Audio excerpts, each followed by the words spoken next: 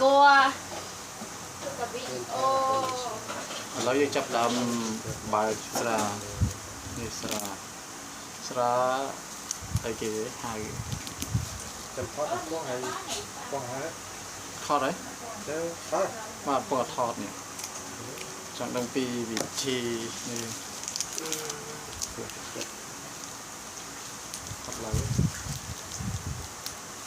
ยังไปจำไตรนี่กับบ้านได้ไหมเนี่ยงานอย่างเช่น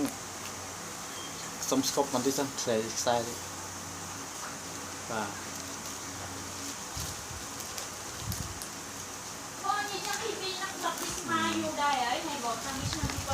โอ้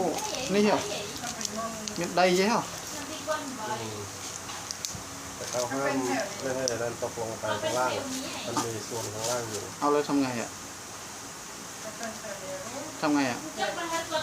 คำแนะนำเขาว่าไงอ่ะคำแนะนำเขาให้เปิดดู YouTube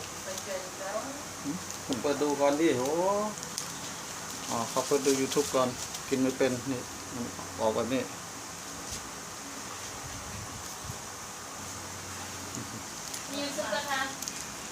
ต่อตอนบานเต้หนังเก็บไปมั้งหน้าเก็บผ้านะดึงออกใช่ไหมดึงออกทำไมได้ทะโจ้เนาะทำไมนั่งทะโจ้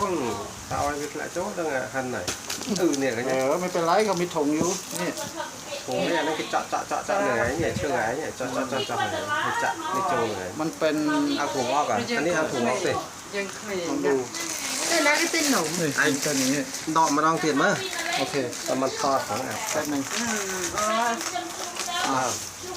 ดึงวิธีเอาออกก็ต้องดึงเชือกเนี่ยเขาเก็บไว้1 2 3โอ้เอาลงกันออกแบบนี้ครับแล้วก็เอาดินนี้ออกนิดหน่อยอันนี้เขาเรียกอะไรกามสับ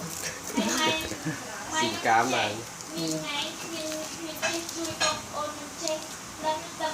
เอ้ยเข้าวิดีโอแล้วเอ้ยอัดวิดีโออยู่มันจะอู้ใส่ดิโอเคครับแล้วก็เอาอันนี้ออกใช่ไหมครับ